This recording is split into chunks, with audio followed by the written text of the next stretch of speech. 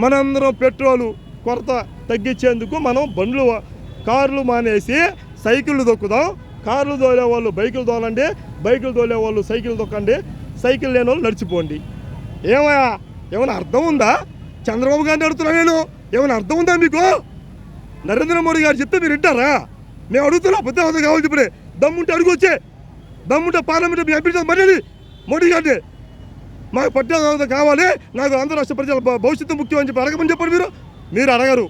ఇంకో మాట చెప్తున్నా, బీజేపీ మోడీ గారు ఏం చెప్తారంటే ఇంకో మాట, ఈరోజు పెట్రోల్ కొరత ఈరోజు, నెక్స్ట్ నిత్యావసర సరుకు కొరత, అన్నం తినొద్దని చెప్పి మానేయమంటాడు. ఏమయ్యా వారానికి ఒక రోజు పెట్రోల్ ఆపేయమని చెప్పాడు. ఈ నెక్స్ట్ ఏం చెప్తాడు సార్, వారానికి 2 రోజులు అన్నం తిన్న మానేయండి.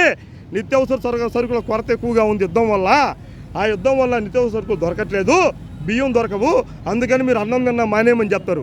మీరు మానేస్తారా? మీరు మానరుగా? అయితే ఇప్పుడు ఎందుకు చెప్తున్నారు మీరు? మీ ఎంపీ, మీ యొక్క మినిస్టర్ ఒక ఆయన బైక్ తోలుతాడు, ఎలక్ట్రిక్ స్కూటీ వేసుకొని. మా దగ్గర లేవే, మేము పేదలం అండి, మేము ఆడుకుంటాం. ఈరోజు పెట్రోల్కి డబ్బులు లేక 100 రూపాయల కోసం మేము కష్టపడి పని చేసుకొని పెట్రోల్ కోసం తిరుగుతూ ఉంటే మీరు ఎలక్ట్రిక్ స్కూటీ ఇవ్వమని చెప్తారు మమ్మల్ని. మా దగ్గర డబ్బులు లేవు, నెక్స్ట్ అన్నం తినమని మానేయమని చెప్తారు.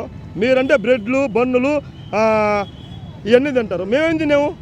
గడ్డి తినావా? మీకు ఓట్లేసింది దానికే, మీకు ఓట్లేసినా మేము గడ్డి తినాలా?